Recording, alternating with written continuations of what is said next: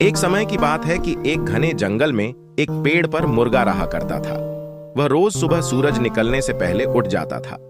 उठने के बाद वह जंगल में दाना पानी चुगने के लिए चला जाता था और शाम होने से पहले वापस लौट आता था। उसी जंगल में एक चालाक लोमदधी भी रहती थी। वह रोज मुर्गे को देखती और सोचती, कितना बद्धा और बढ़िया मुर्गा है। अगर यह मेरे हाथ लग जाए तो कितना स्वादिष्ट भोजन बन सकता है। लेकिन मुर्गा कभी भी उस लोमधी के हाथ नहीं आता था।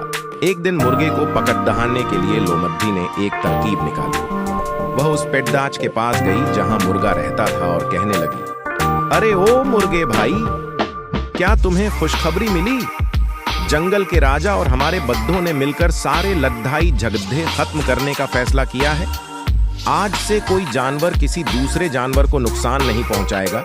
इसी बात पर आओ, नीचे आओ, हम गले लगकर एक दूसरे को बधाई दें। लोमदधी की यह बात सुनकर मुर्गे ने मुस्कुराते हुए उसकी तरफ देखा और कहा, अरे वाह लोमदधी बहन, ये तो बहुत अच्छी खबर है।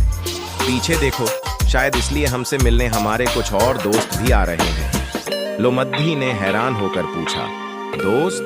कौन दोस्त? मुर्गे ने कहा, अरे वो शिकारी कुत्ते, वो भी अब हमारे दोस्त हैं ना।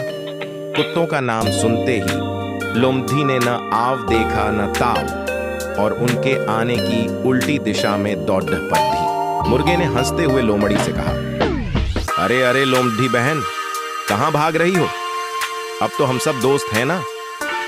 हाँ हाँ, दोस्त तो हैं, लेकिन शायद शिकारी कुत्तों को अभी तक यह खबर नहीं मिली है। यह कहते हुए लोमधी वहां से भाग निकली और मुर्गे की सूझबूझ की वजह से उसकी जान बच गई। कहानी से सीख बच्चों, चतुर मुर्गा और चालक लोमदधी की कहानी से हमें यह शिक्षा मिलती है कि किसी भी बात पर आसानी से विश्वास नहीं करना चाहिए और चालाक लोगों से हमेशा सावधान रहना चाहिए।